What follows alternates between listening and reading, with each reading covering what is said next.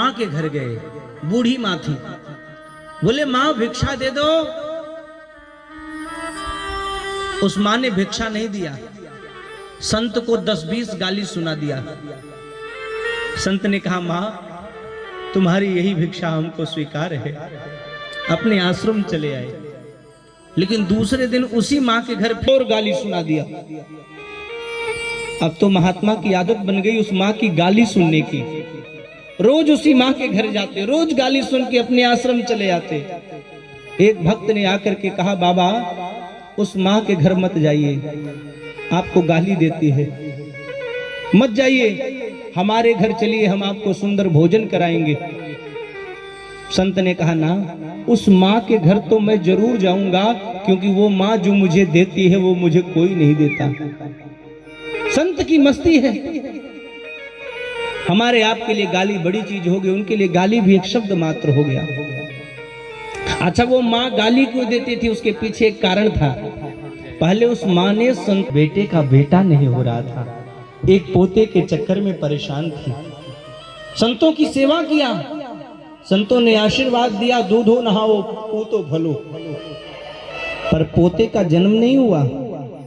उस माँ ने संकल्प कर लिया, ओहो ये तो लोग झूठ बोलते हैं, मिथ्या भाषण करते हैं, इनको कोई ताकत नहीं है, आज के बाद मैं संतों का सेवा बंद।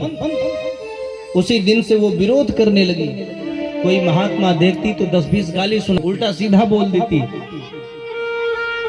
महात्मा संत पानी में कपड़ा भिगा करके घर की लिपाई कर रही थी, पोताई कर रही थी, सफाई कर रही थी। उसी समय संत जी पहुंच गए। बोले माँ आज तो कुछ भिक्षा दे दे। बुढ़िया को लगा क्रोध, रोज मैं मना करती हूँ, रोज ये बाबा आ जाता है, आज मैं बताऊंगी। जिस पोतने से घर की सफाई कर रही थी उसी पोतने को उठाया और संत के ऊपर दे मारा। संत के सीने पर आकर के लगा। और महात्मा ने क्या किया, उस गंदे कपड़े को भी अपने झोली में डाल लिया। बोले माँ आज तुमने कुछ दिया है तो ये महात्मा भी तुम्हें कुछ दे के जाएगा। माँ को डर लग गया, कहीं ये श्राप न दे दें, संत हैं। लेकिन महात्मा ने क्या कहा, अरे माँ जा, संत माधव दास भी उत्तर इसी का देगा जो तुमने दिया है। संत माधव दास भी उत्तर इसी का देगा। जा, पोता दिया है तूने, पोता तुझे मिलेगा। तुमने कपड़े के पोतने से मारा है, जा तेरे घर भगवान